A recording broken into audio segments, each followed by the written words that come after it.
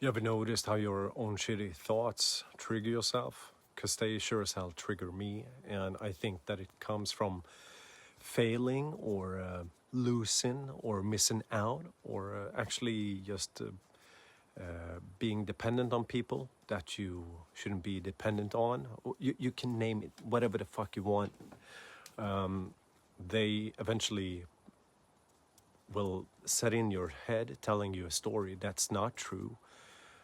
You can actually have a story that's made up on you that's not yours to tell, because you are not the one telling it, because you're not telling anything.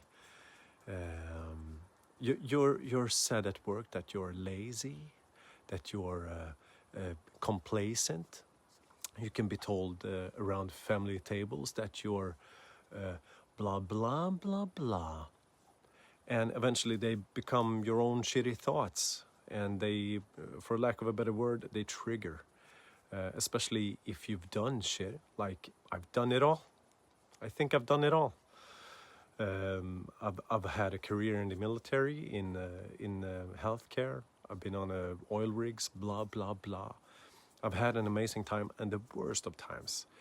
And I'm a Homo sapiens, Homo sapiens sapiens, not erectus, I hope. And as us all, we contain the shitty thoughts because they maybe will help us forward to notice the snake in the grass. But it's not that true either, because if you have a shitty thought that like you made a fool out of yourself a couple of years ago, it doesn't help anything right now. And I noticed that we can have this life and it can be a horror show. It can, even though we have it all, like material, time with the family. If we don't have a great mindset, it's all effed. Feckin' hard. So you can choose. I chose this kind of hard. I chose to be the guy who you can depend on to lift your car, to run a marathon without needing to eat. I can, after a laser operation, I can see extremely well. They call me the eagle eye, or laser, Uncle Laser. And after choosing which hard, I noticed that it's pretty easy. Everything's pretty easy as long as you do like your own recipe to it. You just gotta choose which hard you want to do, because everything's gonna suck somehow. And why I chose this kind of hard? Why not making paintings? That'd be hard as hell as well, but I feel that I can express myself here. I've had shitty thoughts, and as soon as I start to run, which I hate to run. It's the worst thing that I can imaginably do. I'd rather, be on a dirt bike, drinking beers, or hook up with my fiancée, But this hard, why not? Because somehow you look at others on the television or the internet now, and your life is not happening on the screen. It's insane. I've spent so many hours playing video games, leveling up, blah blah blah, and I noticed that I haven't leveled up myself, even though I've accomplished a heck of a lot. But I'm sick. I'm sick of looking at others doing shit. So now it's my turn to do it. Just do something. And my something is have a great relationship with Amanda and Astrid. Just show them that they're my family, and I'm not taking them for granted. And at the same time, show my family and myself that everything is for the taking. I'm here to prove that you can do whatever the fuck you want. I waited about 230 pounds, which is 113, nästan 115 kilograms. I was complacent. I wasn't lazy. I've never been lazy. I've always had a fun time swimming or doing boxing or whatnot. It's just that I've been a compulsive eater. If I see a phone, I think of eating. If I see Amanda, I think of eating. If I see Astrid, I'm thinking about, have she had anything to eat? What can I eat? Oh, I love to eat.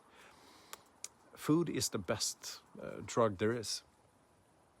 And I tried to fast this winter, and I fasted for about 3 days. A good friend, Adrian, shout out, he started a fire in me with the fasting part, so I tried it out, and I've done 16 and 8 hours before, but this 3 days of fasting really put myself to the test. It showed that I had compulsive eating disorder. I have a anxiety around food because of how I was brought up. Food was kind of like the drug to keep you in check. It sounds horrible, but it's just that life sucked ass, and hey, there's some fried French fries. That's mine, and I'll eat till I can't talk, so I can't think. And so when I found running when I was about 25, I noticed that, hey, my mind isn't racing. I don't need to smoke pot. I don't need to drink my ass off. I can run. I can run for about how many miles ever the fuck I want. And of course, there's ups and downs in life. I started another shitty job. Found my wife to be Amanda. We bought a house here. And Astrid, our daughter, came to the world, and it sent shivers down my spine, saying that, hey, if you're telling Astrid that she doesn't have to strive for anything, because you, Frederick, you sure as hell ain't striving for shit. You didn't finish your chemical engineering degree. You paused your military career. Blah blah blah. I want to show her and Amanda and the rest of my family and friends that you can do whatever the fuck you want. Just train and you can be good at it. So here it is, my first real fucking side quest. I'm going for 100 miles. It's 6th on the mile. It's 4 marathons in a row. I'm not a pencil neck. I'm an elite lifter. I lift anything. I'm dad strong. I don't even have a dad body anymore. I have a father figure now. I look amazing, and I've become vain again. It's just lucky for you other men out there that I'm not free anymore. Anyway, so as soon as I started to take this side quest seriously, I noticed that this love that I'm showing is the best way of self-love and actually love for my family. I'm aiming for something, and I'm gonna do it. It's gonna be awesome. And after that, I'm not gonna stop. I'm not ready for the sofa yet. It's just that it's been a positive spiral upwards. I noticed that sitting in the sofa, doing Netflix, that's nice as a spice in life, right? Not an ingredient. Because, okay, it's kind of like this. What I was talking about with the triggering shitty thoughts that I had that made me angry, it's kind of like bad thoughts become bad words, right? Like you have bad thoughts, you talk down on yourself like words, and then you do shitty things to yourself. You don't take positive actions. like maybe you smoke pot, or you drink your ass off a whole weekend. Yeah. And when you do that enough, taking those actions or making those kind of decision, it becomes a habit, right? Like a habit. Vad fan heter det på svenska då? Habit. Jo, men vana. Ja. And if you've had enough of your habit, it becomes your character. And my character as fuck ain't that. Because eventually, if my character is a lazy piece of shit that doesn't aim for shit, except having a nice life with Amanda, it's gonna be my destiny. And I'm gonna be sad. And I'm gonna make her life shit. I'm gonna make Astrid's life shit if I don't aim in my destiny. So I'm not just training for running. I'm training my thoughts, my words, my actions, my habits, vana, to have a better character. It's kind of like I go beyond myself to say hi first. Out on town, I want to be the first guy to say hi. Just because that's the nicest thing to do, right? Hi, like that Mormon guy. And in that way, I stopped ruminating, rudimentering, because you can ruminate on your shit, and that enlarges your shit, whatever the fuck it can be. Like, I'm a shitty blah, blah, blah. And if you keep on thinking about that shit, it becomes bigger and bigger and bigger. And you get a red light. You can't go past that. So when I started to run, eat better, sleep better, think in performance, I started to having better thoughts about myself, because I noticed that I can shift. And it has been in every facet of life, or facet. You can have rumination in all of your facets, like my family, blah blah, my career, blah blah. But now, instead of making a mountain of my thoughts, it's just a tiny hill every day. Yeah. So I noticed that I become action. I am action. I love me for action. I do action. Jag handlar. I'm a handlingens man, a man of action. I love action. And it's the person that I am. And everybody who likes me for being a guy of action. Like, just ask Fred. He's up for it. Yeah, I think so. And if not, it's going to be weird, because then it's going to be a shitty thing to do. Because I've always had moral behind me, more or less. But I'm a man of action now. Always have been. It's just that I enlarged that part of me. And it's really shown. So, because of action, once again, being passive is nice. It's just a spice of life, not an ingredient. It's kind of like I played a lot of video games before. I don't right now, because I have time for it. It's just that I'd rather play with Astrid. Yeah. So if I ever play video games, it's going to be like drinking alcohol. It's going to be with my good friends on a special occasion, or when it's a birthday. I won't play video games on a birthday, but you get the point. It's not an ingredient. Instead of just adding good stuff to myself, I've actually taken away a lot of shitty things. And when I've taken away a lot of shitty things, I'm gonna show like a perfect use of free will. This is the perfect use of free will. Using the internet to make my good friends hang out with me. Like they can hear my thoughts and hear my blah blah blah, and we can hook up. Fuck, I'm old. Talk. So I just want to be out there, because internet hasn't been my cup of tea for the last 15 years. I loved the internet when it was Lunarstorm.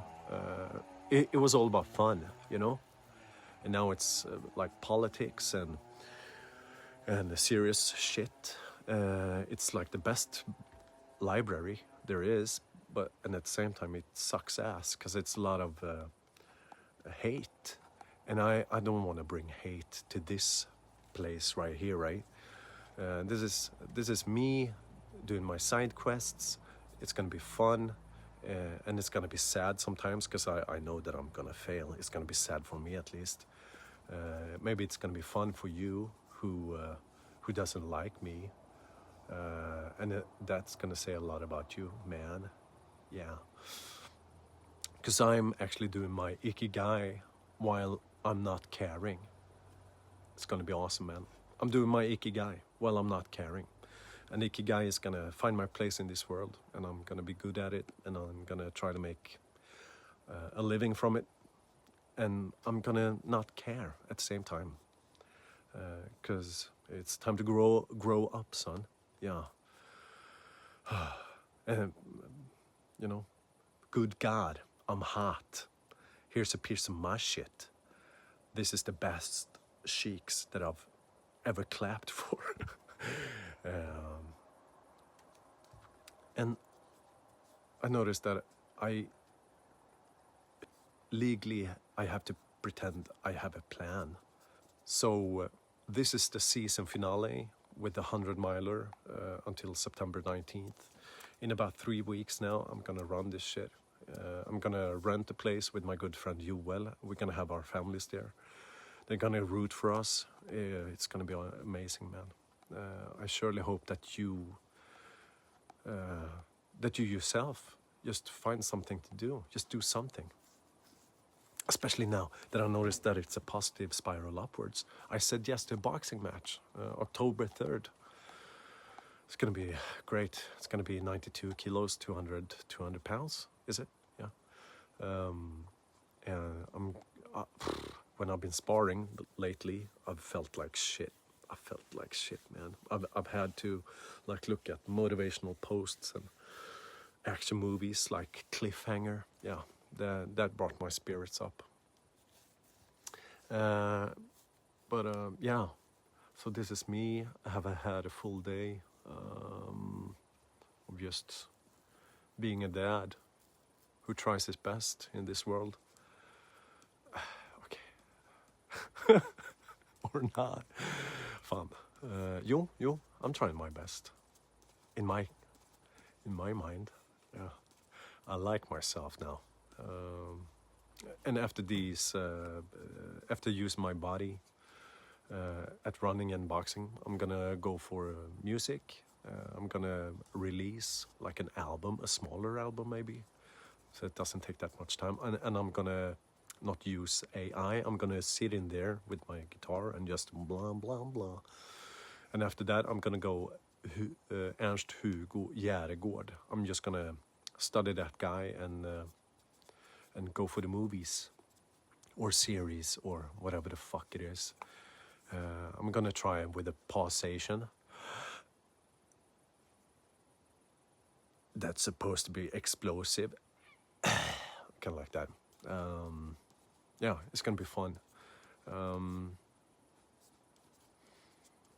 if you never lived on the countryside, this is what it's like. I don't know if you can see it, but it's just stars. It's grainy shit right now, but life's good. Do something. Just do something. Fuck work. Yeah, do something. Anything. Just anything. Be useful, like Arnold Schwarzenegger said. Be useful. I'm trying to be useful for my better half. Yeah, she can use me for whatever she wants. I'm healthy now.